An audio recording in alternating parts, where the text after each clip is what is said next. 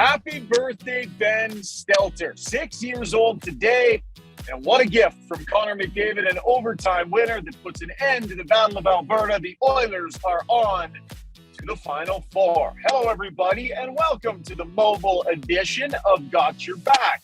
Ryan Rishaug here, cruising on Highway 2 between Edmonton and Calgary, heading home after a big Oiler win last night. And don't worry, we're hands-free, doing this in an absolutely safe way. Reminder that Got Your Back is brought to you by DLR Vinyl Products. Nobody puts in wood windows or siding anymore, so why would you put in a wood fence or deck?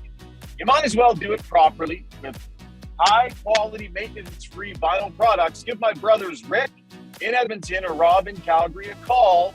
DLR Vinyl Products. Fantastic decking, fencing, and railing for your backyard project. All right.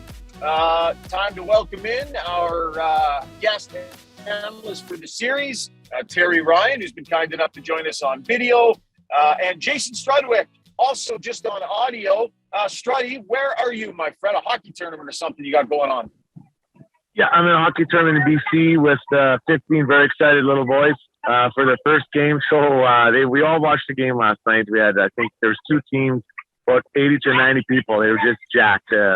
So it was fun. It's been a fun day. Now we got to try to get the kids to play there. I'm not sure how much excitement they have or energy they have. I know I'm the coach, and I don't got much to give them, so I don't give us much of a chance in our first game. Nice, buddy. Good. Well, listen, guys, we're going to have some technical issues because of the way we're doing this, so we're just going to get right to it.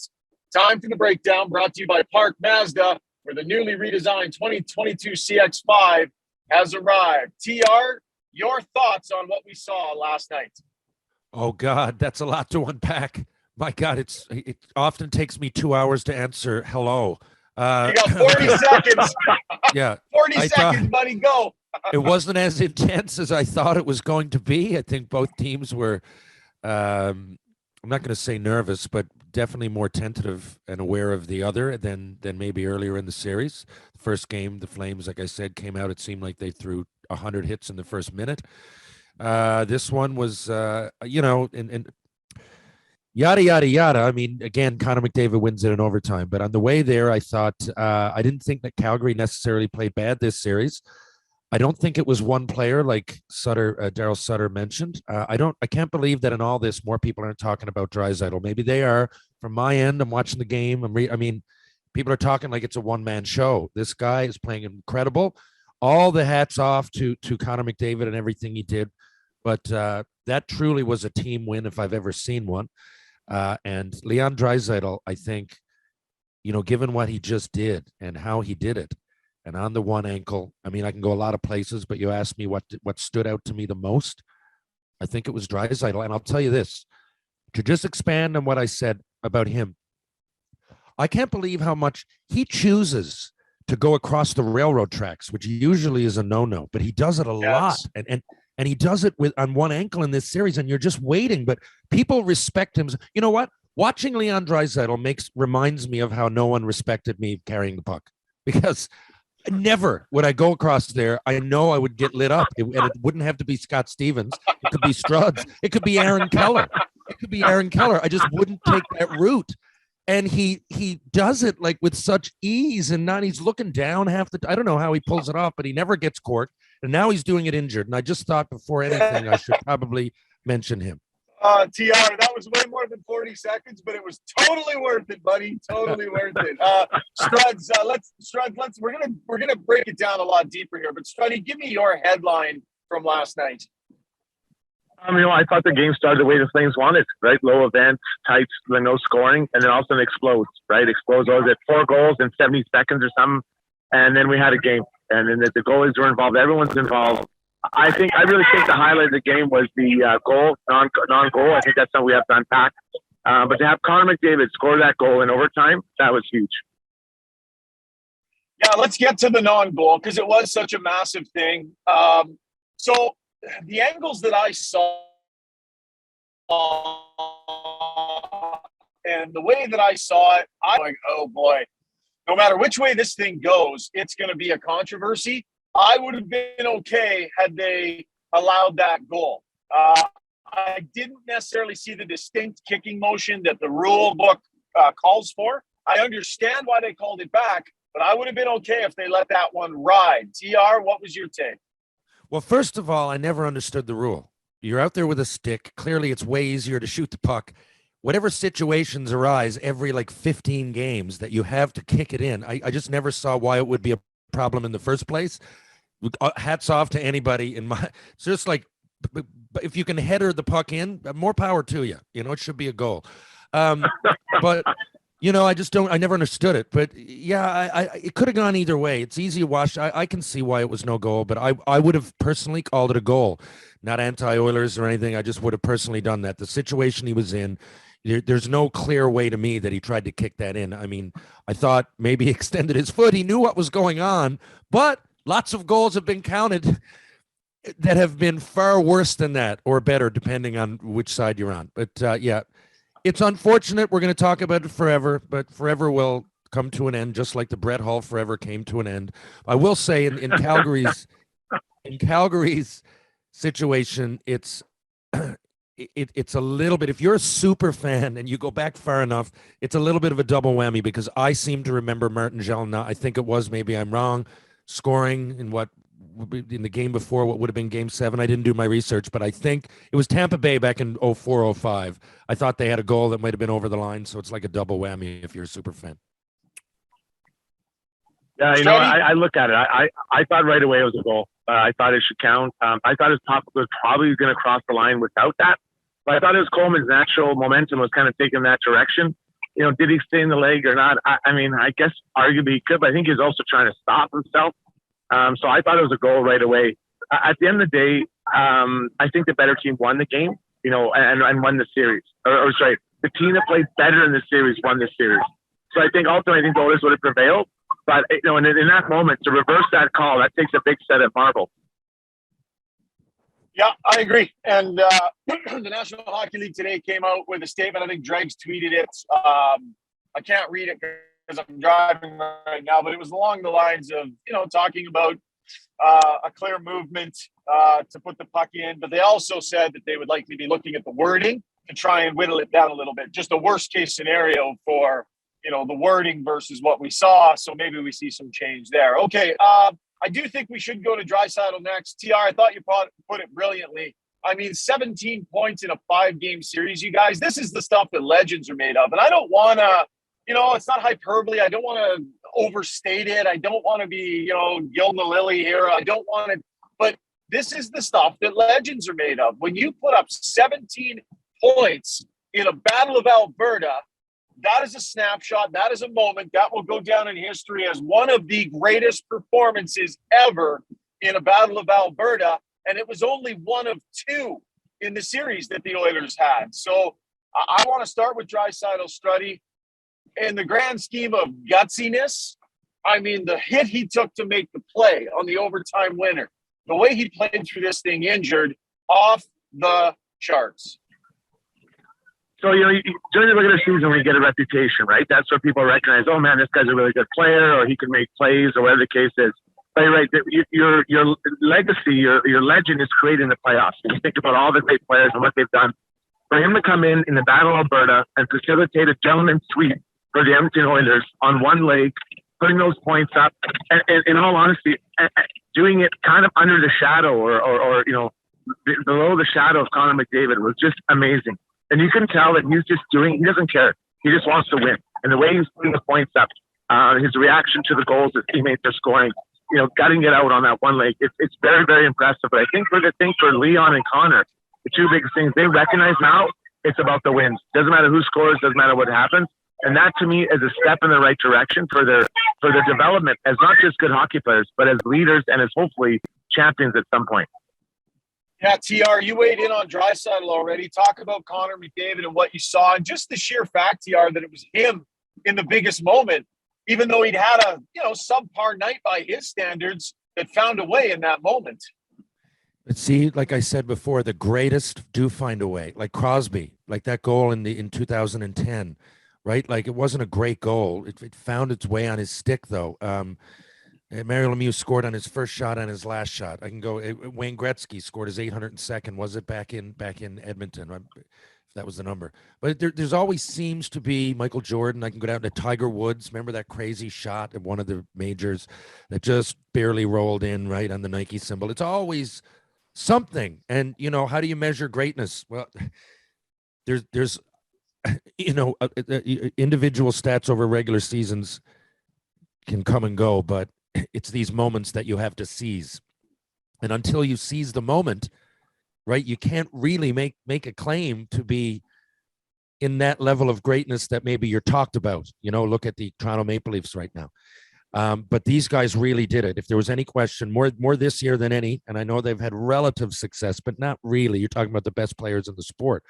But this is when I often talk about, I don't want to go on a thing. One day, though, I do want to have a segment because I don't want to hear anymore just definitively that Connor McDavid or Draisaitl, these two guys are better than Lemieux and Gretzky or whatever. And the reason I often use the term relative dominance, if Lemieux and Gretzky were out, they had the scoring one 5 games in. I know it was different. People might say the goalies were sucked or the goalies weren't as developed. No, but that they weren't for all the other players either. They were winning by 8. The Gretzky won the scoring one year. Look it up, 85, 86, I think, by 80 points. 80. Yeah. He would have won just on his assists. But these are Gretzky like the regular season. Look, I love Connor McDavid. If he wins 10 years in a row, I don't care if you get 50 points or 300. The goalies don't matter. It's relative dominance. Babe Ruth hit 60 home runs. The number 2 guy had 9. To me, that's more impressive than Bonds getting 76 in the Royd era, whatever. Whatever you're going to make the argument, that's relative dominance. So I wouldn't care if there was the Nets were half as big as they were and the goalies were bigger. If 50 points won and McDavid won it every year, there you go. But I'm saying now, right? I mean, it was the last week of the season. Huberdeau could have won the scoring. And to me, that's not the same level of relative. But what I'm seeing now is up there with Jordan and Woods and Gretzky. And I don't care. He's done as much and more than any of those players in hockey just in this series now. I'm sure if you're those guys, the argument that I'm making ends with a Stanley Cup. You got to win at some point. But I'm saying this is a major step. If you're watching this sport, which is hard to dominate, hockey's getting more and more and I will say those players could build, dynasties a lot easier than you can now. So to me, this is as impressive a sports feat as I've ever seen. I'll never forget Oilers Flames 2022. Yeah, I think that puts it in a great perspective. We are witnessing something special, but we're witnessing it from 2 players at the same time, which is amazing. And one of them is doing it on a foot that's, 60, 70, 80%, who knows? This is something special. Let's talk about the rest of the guys, Struds, because the performances and the meaningful contributions extend throughout this Oiler lineup. Zach Hyman, first and foremost, driving the work ethic and the tenacious energy. I'll go to Kyler Yamamoto next for a rambunctious approach to the game where he's showing the world he will not be pushed out of another playoff because he has been pushed out of the playoffs before. That is resonating throughout the lineup. And a blue line that was so steady. They would absorb. They would make smart little plays. They would break out and be calm and play within themselves. And then Evander Kane, my goodness. Like the contributions from within and the quality this group found together, to me, is incredibly impressive beneath McDavid and Draisaitl's performance. Yeah, I mean, obviously, it takes more than just 2 guys to win a champion or to win a series, and the contributions to the lineup were great. And I honestly, I think I got to take a second to recognize Ken Holland. Look at some of the choices he's made: Ceci, Kulak, Keith, Smith, Tyson Berry, keeper, re-signing Tyson Berry. We're looking at Zach Hyman. These guys all stepped up in some major ways. Even the patience with Puljujärvi was paid off last night with a goal by Puljujärvi. All these guys contributed at different points of the series, and you need that. You need to have players that step up that you're not expecting to happen. You look at Bouchard. Bouchard contributed 3 goals. I mean, he and Keith, they had their moments of some wavering, but Bouchard's learning on the fly. Keith's been through it. He knows it's a long series. There can be games can change quickly. So this team, the players I just outlined, some of the ones you outlined, not only are they winning series, Shocker and TR, they're also growing as people. They're growing as a team, and they're recognizing that the ups and downs and the fluidity of a series, and that it can change so quickly, one way or the other, from shift to shift, period to period. So they're winning, they're growing, they're getting contribution, and honestly, Ken Holland gets abused constantly by people that don't like his decisions. If I hear one more thing about Duncan Keith and retaining the money, it's going to make me go over the top. But it's proven that he was right, and it's working. They're now into the third round, the final four of the Stanley Cup playoffs. TR, when you look at the main additions that Ken Holland made and the impact they had on this series, I mean, you have to give him credit for the changes that he made and how well they worked. See, yes, and I don't have my finger on the pulse with what goes on out there as much as you guys do. I pay attention, but given my geography of where I am, so when I know I'd like to come in this show and know what I'm talking about. So I'll often go, I'll see something and I'll check it. And I was surprised how many people earlier in the year were down on Keith. I didn't realize this. So because, I mean, I don't know. I think what does he make, like $5 million or something? I guess maybe he's at the end of his career. But to me, that is the payoff. All these the payoff. You're seeing it. Like Strud said, you're in the final four. What you that had to help, right? 1 year he's not there. 4 years he's not there. Then he is. I'm not saying he got him there, but it's a big part. I would easily pay him that money. And I think he's playing well. And when he leaves, you're still going to see it being paid in dividends with the guys like Bouchard and well, every young player. It doesn't have to be a defenseman or it can be anybody on the team. It can be McDavid. So, they're still looking at a guy. I mean, you think that it all ends with that Draisaitl and McDavid are at the top of the tower, but because of their recent accomplishment, but these guys are still younger and they have a lot to learn, and they're learning it. How do they learn that? Lightning bolts, flash of light, Duncan Keith in the dressing room.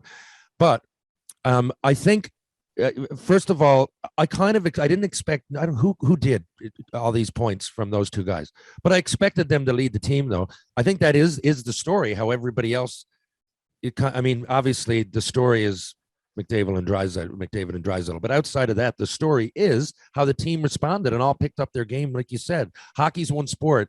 1, 2 people, 3 people can't win it for you. And by extension, I will say it, I do think it's their Achilles heel, and I hope it doesn't come back to bite them. I'm just not confident when I watch Mike Smith in net, but he proved me wrong this series. Well, I don't even think I bet against him. I think goaltending at some point comes, I just think he's shaky in there. But they seem to me, Calgary were shooting it from everywhere. I was going, what's going on? They took 2 or 3 from behind the goal line.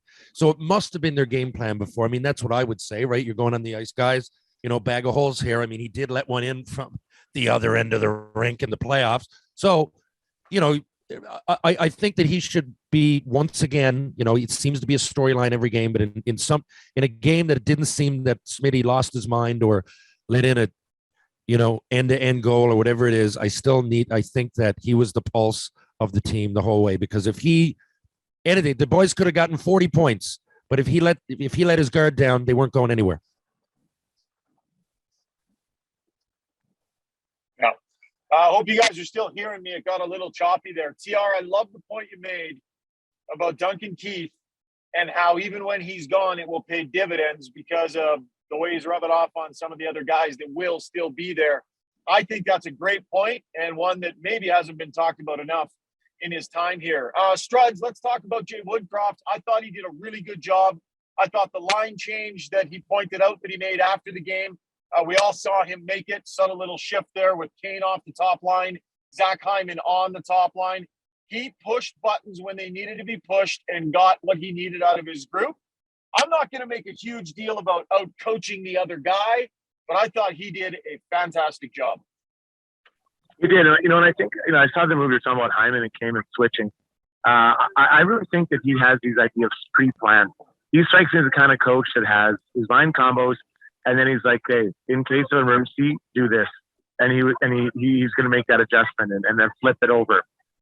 He just did it really well. And I think Jay, the way he got everyone, when he arrived, he made everyone feel like they're contributing or they could contribute.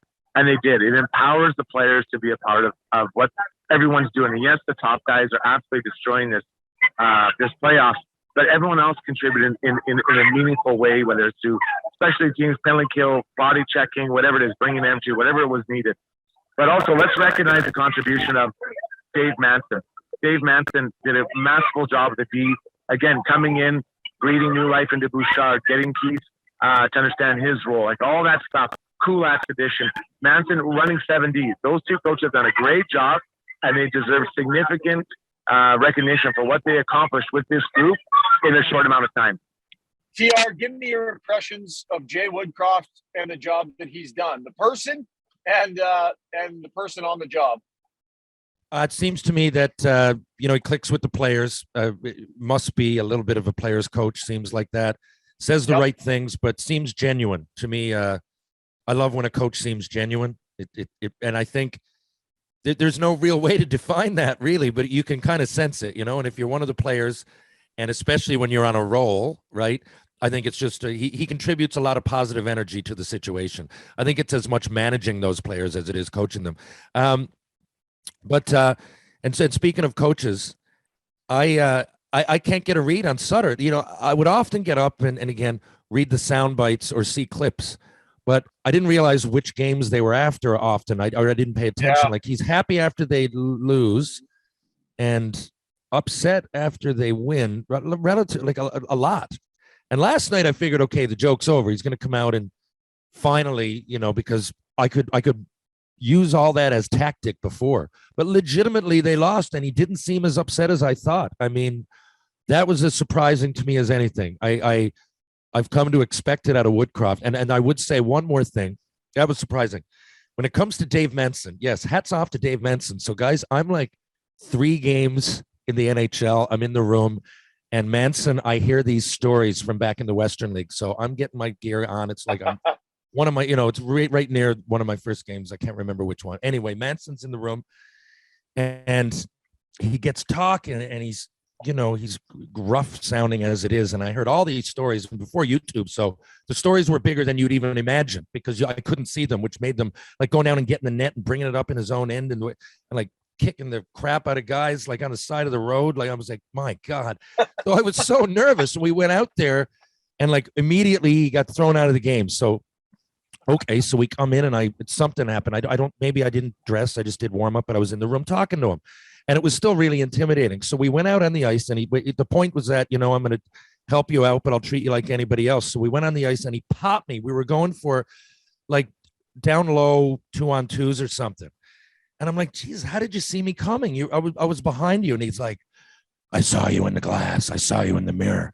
And I'm going, I never thought to ever use the glass as a mirror, but what a wily veteran move. And he had those, the toque ups coming off his suspenders. Like, he was like, and it was fairly modern NHL. Like that had gone out 20 years before it, and he wore the Cooperalls, just like the definition of old school. But little things like that, I was mesmerized. I was like, wow, that's a wily veteran move. I used the glass.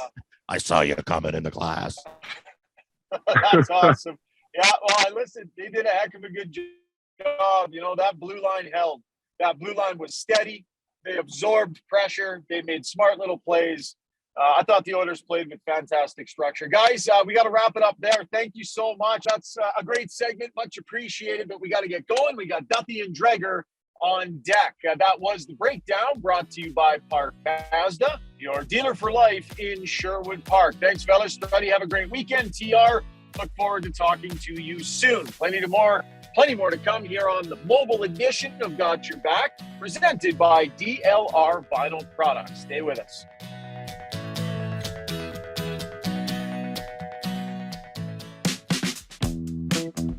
Hey, Struddy, question for you. Have you ever tried putting in your own fence? I sure have. Between digging the posts, mixing up cement and digging the holes, it's absolute killer. It's brutal on the back. Well, listen, what if I told you could put in a fence without having to dig a hole or mix any concrete? I'd be much more likely to come over and help you out. Yeah, well, you're not the first guy I would call, but thank you for that. Listen, my brother's company, DLR Vinyl Products, they've come up with a system where you can actually put high-quality vinyl fence in the ground without having to dig a hole, without having to mix any concrete. They can teach do-it-yourselfers how to do it, and they can also work with contractors who might be looking to start installing vinyl. It's super high-quality product. The great thing about it is that it has fantastic longevity. You put it in, you don't have to worry about staining or sanding or anything like that. I've been lucky enough, Struddy. They put in multiple fences in my different yards, and they've built me 3 decks. I have totally abused the fact that my family is in the fencing and decking business, but it's great product. Give Rob a call in Calgary or Rick a call here in Edmonton. This is a company my dad started. It's a family business. I'm super proud of it, and I'm very proud that they are our title sponsors. That's DLR Vinyl Products in Edmonton and Calgary. Hey, it's Ryan Rishaug. While many are feeling the sting of inventory shortages, Park Mazda has you covered. They've got new Mazdas arriving every month, including the redesigned 22CX5 in whatever color you're looking for. They've also got a huge selection of used vehicles with new arrivals every week and some of the most competitive interest rates on cars, trucks, SUVs, and more. Park Mazda, your dealer for life. In Sherwood Park, off Y Road. Schedule a test drive at parkmazda.ca. Sounds like you're driving through the mountains, but that's all right. All right, and with that, it is time for Duthie and Dreg, brought to you by Belvan Construction. Remember, if you're a business owner looking for a general contractor to build or renovate your business, no matter how big or small, Belvan Construction should be your first call. They specialize in the design, planning, and construction of restaurants, office spaces, professional clinics, and retail spaces. Visit belvanconstruction.com. Duthie and Darren Dreger joining us via video. Gentlemen, you don't have to look at my face today. Dregs, I understand you have some quality control concerns about the podcast. Now is your chance to air them out. I mean, to what's to air? It's pretty obvious. I mean, this is as low level as it gets. I'm reminded as I listen to you on a cell phone of my entry-level days in radio with those big box cell phones, right? Where you had to pull over and like rotary dial that thing almost. I mean, that's kind of the way it sounds. If we were doing a radio call-in show, we would tell the producer to cut off the collar. Oh, it's not that bad. It's not that bad. I got AirPods Pros in. I'm safe. I'm hands-free on the highway. I think you're exaggerating a little bit. I mean, no, I think that Belvan Construction is saying that this is the best this podcast has ever looked, and this is a look that we should go with going forward. By the way, James, I'm not sure you sound much better. Like, I'm listening. You sound hollow. Have you given up on that phone? Do you want me to just go right? You want me to just go right into the mic and do like the old Wolfman did back in the days? Yeah, that's actually really good. Can you do that? I was trying not to blow the rest of the podcast. Do you want me to actually talk like this? I mean, yeah, actually, I can't. DJ Jimmy here on this is Q94.2, rocking you through a Friday morning here in Edmonton, James, Alberta. If you're gonna rip off equipment from TSN, at least get the good stuff. Like that microphone is subpar. This you guys, the first time I used this microphone, you said I was blowing you away with the audio, so you made me turn down all the levels, and now you're complaining I'm too low. So I'm just gonna cozy it right on up to my gums. All right. Perfect.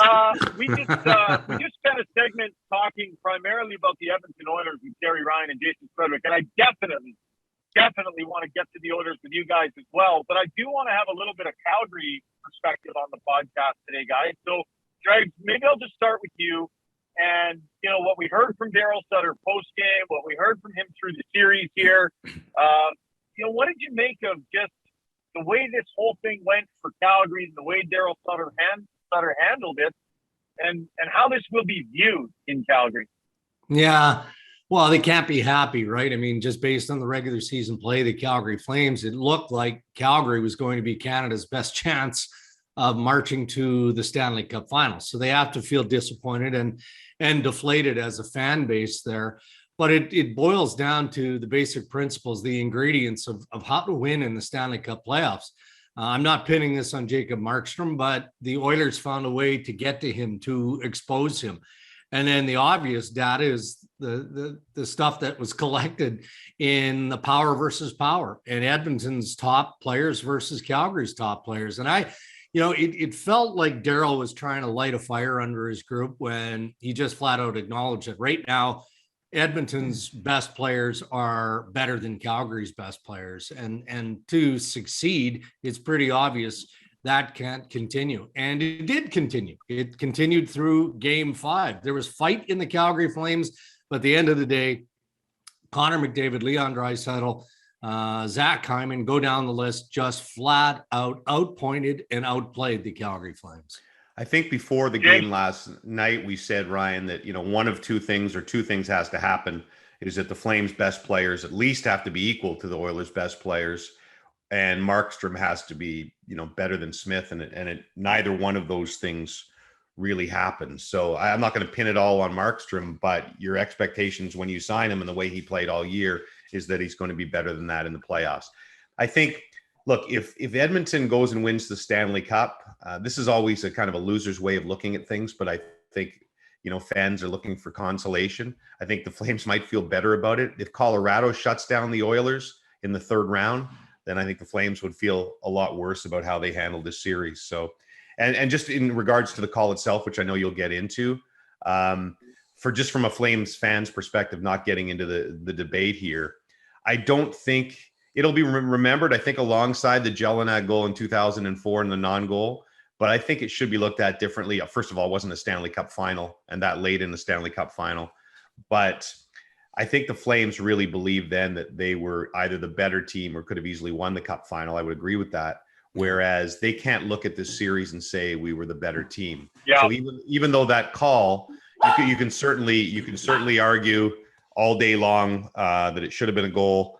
But I don't think, Flames fans can't look themselves in the mirror and say, well, that, we would have won the series after that. I think the way it looked, Hugo, we're doing the Ryan Rishaug podcast here. It's one of the biggest podcasts in Alberta.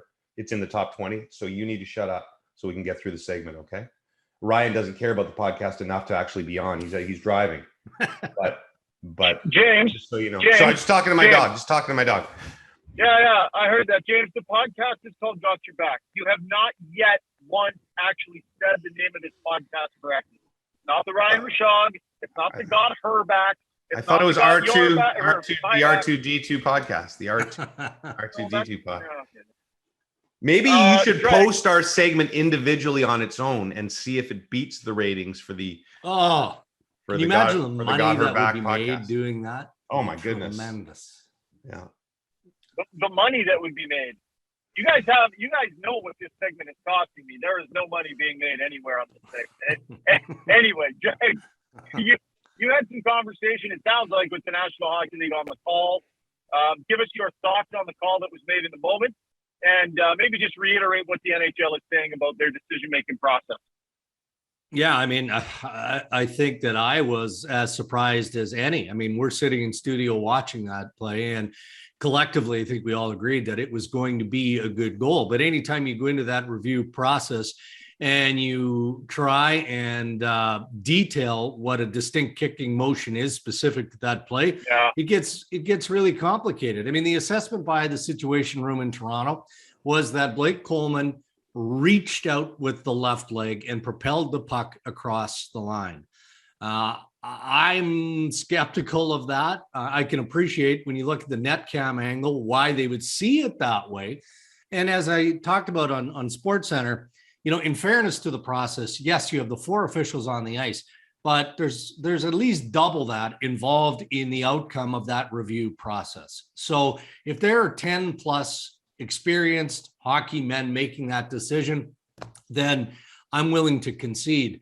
But I mean, it's pretty obvious, isn't it, that the language and how that rule is written, Rule 49.2 for those keeping score at home, it feels like it needs to be revisited again, because if Blake Coleman can athletically kick that puck in the net with a distinct kicking motion, with Cody Ceci draped all over him, making incidental contact with Mike Smith, and still manage while he's falling to execute on that, I mean, that's a new level of athleticism. Yeah, exactly. I, for the record, I thought that the goal should have counted. Looked at all the replays and saw everything based on the definition. Thought that the goal should have counted. James, where did you come out on it after looking at all of it? Well, I'm not going to completely bury the league because I think, as Drake said, the interpretation of distinct kicking motion can be interpreted multiple different ways, including by the guys that are in that war room with the National Hockey League. And I think that's the problem with the whole thing. Somewhere Coley Campbell will be rolling his eyes because I think I became known to him, for in the early 2000s as the guy who was obsessed with this. Every time I'd see him, he would do like a kicking motion because and the argument that I've had the same argument for 20 years. And my belief is that because this is so confusing and because they can't find a proper terminology that makes sense, and it just gets more and more confusing and people don't understand, what is a distinct kicking motion, what is propelling, et cetera, that the easiest thing to do would be to allow all of these goals. Now, the counter argument to that is to say, I hear people will say to me, well, then everybody's going to be kicking in the crease and such and kicking away. First of all, I don't think that's going to happen. You have sticks, which are much more useful. Second of all, you just call a penalty for dangerous kicking in that sense. And I really don't think we're going to suddenly have this outbreak of people kicking and people getting hit in the head. Just call a penalty on it. And everything else is an athletic play. And this is a little bit apples to oranges. But look, in soccer, you can't use your hands anywhere on the field.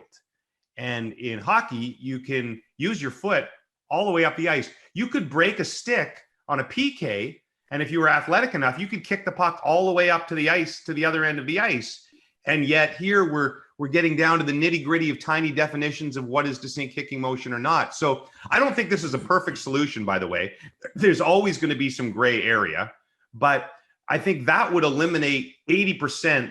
Like 80% of the goals we see where we're wondering about it, if they just said they're all legal, unless you're making a dangerous play, I think that would be a far better solution than this. And for anyone who says, hey, this isn't soccer, well, like I said, they kick the puck all the time. The skilled players use their skates all the time to move the puck. So I don't see why it should be different around the net. I don't think you're going to suddenly see 100 times more kicked in goals if they allow them.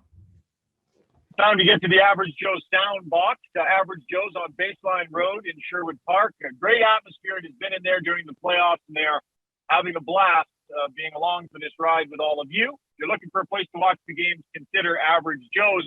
Let's hear from the two head coaches on the disallowed goal. We were pretty confident that they were going to, it was going to be called that way. We thought it was, but you never know, and we're fortunate that it did go our way. I just watched it on the screen on the bench, so I asked Wes what the call was, and he said it was a distinct kicking motion. Do you agree with the call? Well, it depends what you call a distinct kicking motion. If somebody's on the ground there and you lift your foot up, kick them in the head, that's a distinct kicking motion. If you slide your foot in the ground, it's not a distinct kicking motion. Whatever. No question, a frustrating moment for the Calgary Flames and their fans. Oiler fans know about that. But you think back to the series against Anaheim and the goaltender interference that Oiler fans have been griping about for a number of years since then, fellas. That's the way she goes sometimes. To the Edmonton Oilers specifically now, James, and your perspective on what we are witnessing here from not just Connor McDavid, but Leon Draisaitl at the same time, both these players doing this together on a level that just seems mind-numbing. Yeah, it feels potentially historic. And I temper that with they could get eliminated in the next round in 5 games or something, and then we'll just look at it as, well, they were great for 2 rounds. But if they can get to a cup final or perhaps win a Stanley Cup, this is legend, right? I can't look at, I'm sure the 80s Oilers, I'm not a stats guy, there was numbers where Gretzky and Messier or Gretzky and Curry or whatever, but in this day and age, to be racking up points the way they are and dominating the way they are is something we haven't seen in this millennium. So it's spectacular. The other thing I can't stop thinking about is Kenny Holland. And, I'm on Twitter, and we've talked about the passion of Oilers Nation and the vitriol that he's got for some of, and I wasn't necessarily in disagreement. I wasn't sure Duncan Keith was a great signing. I'll give Drake's credit. I think when it happened, he believed it was a good move. But there were, Ryan, some people in the market, particularly on the analytics side, it acted like they were signing the worst defenseman in the history of the game at his age. Zach Hyman, Dregs and I were laughing about this last night when Dregs did a report last year when Hyman was with Toronto that he was being considered to be on the, was he worthy of the Olympic team, or at least be in consideration for the Olympic team. We did that in a quiz and people laughed. And I guarantee a lot of those people who laughed were in Edmonton saying, "It's the Toronto Sports Network. This is the furthest you've ever gone, thinking that Zach Hyman would be considered for the Olympic team. You've never gone further."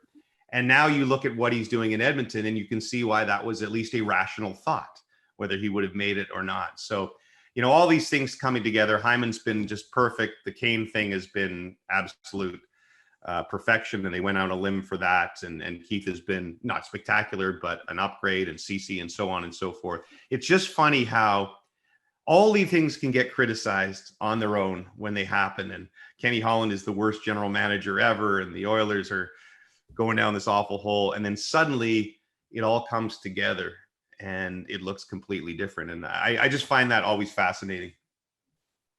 Dregsy? I'm not sure there's much more I can say. James used all of the words. Sorry, I tuned out at the 90-second mark. Look, I guess, aside from, the collection of players that James just talked about, for me, the biggest story, and again, in addition to Connor, who's been terrific, and Connor acknowledged that maybe Game 5 wasn't his best, and he still finds a way to put an exclamation mark on the game and ultimately on the series. I'm drawn to Leon Draisaitl. First period alone, we saw him make 3 or 4 real crisp snap backhand passes where, again, that's typical of Leon Draisaitl's skill set. But when you look at how much, Ryan, we have reported on the reality that he's not playing healthy. I mean, the ankle is still an issue, and yet almost game by game, he has gotten better. And again, the statistics back that up. So the fact that Draisaitl has the mental toughness to battle in the fashion that he has through the good part of 2 rounds of the Stanley Cup playoffs, and really in some ways threw that team on his back last night to get him to that point, that's a pretty solid takeaway for me in terms of the overall skill set mindset of a star player in the NHL. Let's not forget the unsung hero out here, the pharmaceutical industry. Oh, what are you suggesting? What? Well, I'm suggesting that ankle is mightily frozen every night. Oh, I thought you were suggesting something else. No. You did say pharmaceuticals, James. Go into further detail. We might have to make our first edit ever on Got Your Back. No, I mean, look, I've had a high ankle sprain before, if that's what it is, and I don't think. I'm not quite the physical specimen, but I don't think I walked for 6 weeks. So there's the amount. Is that a flag football injury? Is that what that was? Yeah, I'll tell you about it, guys. It was the 3rd quarter back in the City Championship in 1994. No. You tried to actually walk around the golf instead of riding around in a cart. Yeah. You guys there? Yeah, your joke was lame. Yeah, so we just could you insert crickets there in post? Yeah. Doobie, I give you permission to put crickets in that spot. I actually thought that you guys had lost my signal, but you literally were just not reacting to my joke. We wish we did. Amazing. Yeah, no, it's terrible. Oh, so good. Draisaitl was fantastic, and it's pretty incredible what he did. I will say, after seeing him around behind the scenes a little bit, he was definitely moving better as the series went on, and I think there was legitimate improvement as the series went on. But 17 points in 5 games, my goodness. It's nuts. Dregs, what about the quality of the Oilers' play, kind of throughout their lineup, their structure, the way their D were able to move the puck, the tenacity level that kind of resonated from Yamamoto and Hyman throughout? Really seems to me like from game 1 of the playoffs, and then you watch the game they played last night, they're learning on the fly and figuring out what winning playoff hockey looks like. No, there's no doubt about that. And I liked the adjustments that were made, and just the approach in certain elements of the game. And that's, what managing the 7-game series is all about. Like early in the series, you could see that part of the plan was the Oilers defense was going to join the rush. They were going to get into attack mode. They weren't going to be afraid to pinch. And then depending again on how the game is playing out, they've got the experience to back off a little bit and focus more on the defensive side of things. And then just a subtle adjustment early in the hockey game in Game 5, where Woodcroft slides Hyman into the hole with Draisaitl and Connor McDavid. And it's not like Zach Hyman needed to be propped up or needed the promotion to play his game, because he's been terrific basically throughout the postseason. But maybe it was an acknowledgement that, look, Evander Kane's got a lot of stuff going on in his life. I mean, he got there after the birth of his child. So a lot of things happening for Evander Kane, and maybe right out of the gate, he wasn't quite as crisp, or Jay Woodcroft just realized, look, we've got an opportunity to close this series. We want to make sure that we've got a guy who hunts the puck, gets the puck, wins the battles, and can score the greasy ones in front of the net, as we saw again last night. So I just like the overall planning and execution of the Oilers to this point. The one thing I would say, sorry, go ahead, Ryan. It is your podcast. No, you go, James. Honestly, I was going to ask your opinion on Woodcroft, but you go ahead with your thoughts.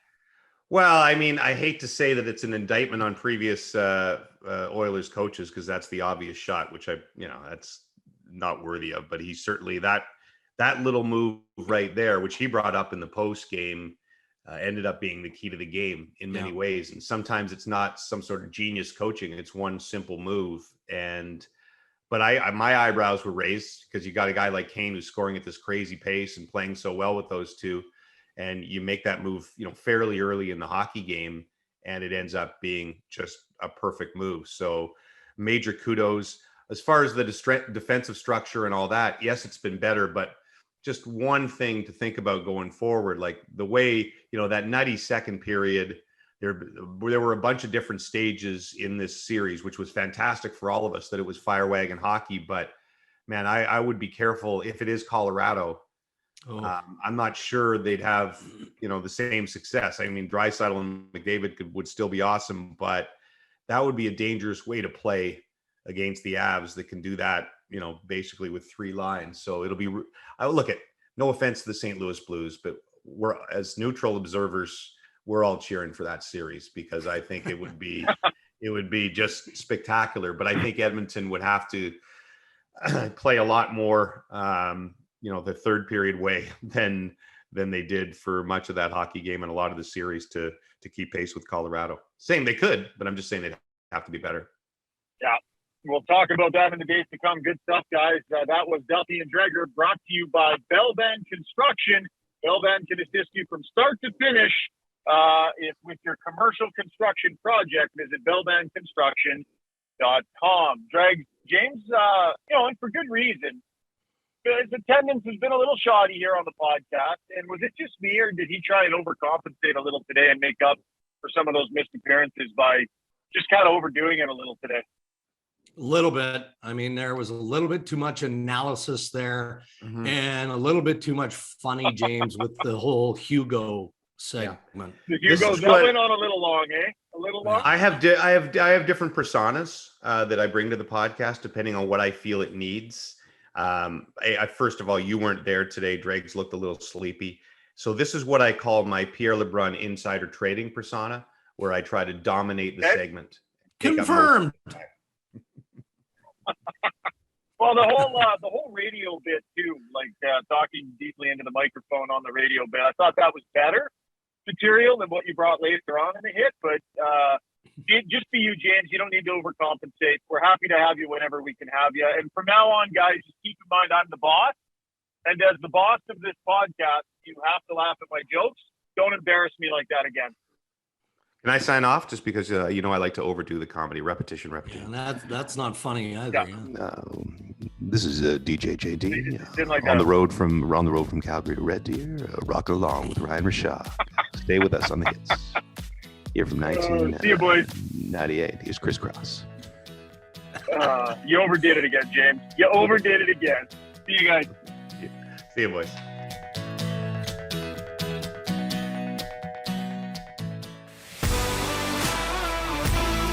If you're a business owner looking for a general contractor to build or renovate your business, no matter how big or small, Bell Van Construction should be your first call.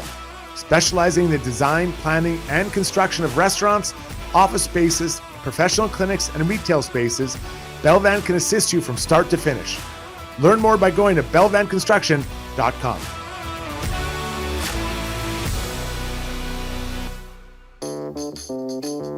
Folks, golf season is just around the corner, and I don't know about you, but I am some kind of fired up over it. It's the perfect time to get yourself fitted for new clubs or some great new apparel. Well, DeBoers has you covered for all of it. Their facility is first class with amazing TrackMan technology in their simulators and top-of-the-field fitting specialists. You can order now for spring delivery, and they've also got a bunch of new 22 apparel for you to go check out. It's a fantastic group down there at DeBoers. The shop has a great positive feel. I highly recommend you check them out on the corner of 53rd Street and 99th Avenue.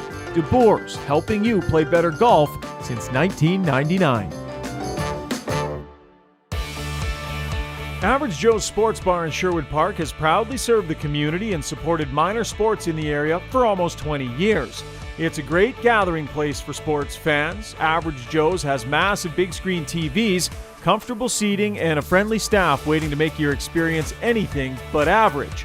Come check it out on Baseline Road, right next to Home Depot, or make a reservation by calling 780-417-1113. That's Average Joe's on Baseline Road in Sherwood Park. All right, that's going to wrap up the podcast for today, folks. Bit of an abbreviated version, but since we are mobile, hope you understand. It was a lot of fun. Big thanks to our sponsors, TLR Vinyl Products, Park Mazda, Bell Van Construction, and Average Joe's Sports Bar in Sherwood Park. Man, what a performance from the Edmonton Oilers. 5 games, and they dust the Calgary Flames in the Battle of Alberta. Not many people saw that coming, especially after Game 1.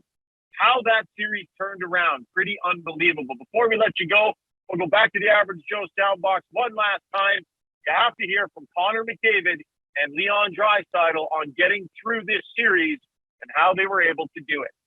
That's a good team over there, right? They've shown it all season. They're really hard to play against. So we knew they weren't gonna just fold and you know let us keep going. So it was a great battle, I thought. But again, I think it shows our effort in our group, the type of guys that we have in our room, the resiliency to stick with it.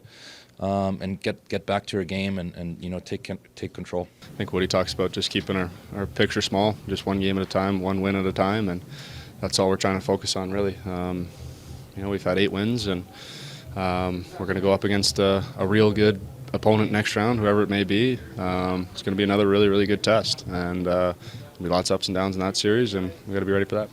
The 2 superstars absolutely on fire when it mattered the most.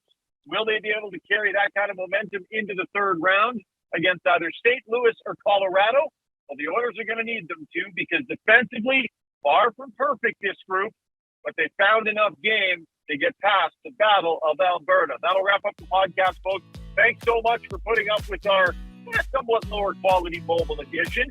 We figured we needed to get one out to the market nice and early, so we cut a few corners, but hey, we're not afraid of that here on Got Your Back. Appreciate your support, your downloads. Thanks for coming along on this ride with us. It's going to continue for at least another round, and it's going to be a blast. Have a fantastic weekend, folks. Can't wait to talk to you again here on Got Your Back, presented by TLR Vinyl Products.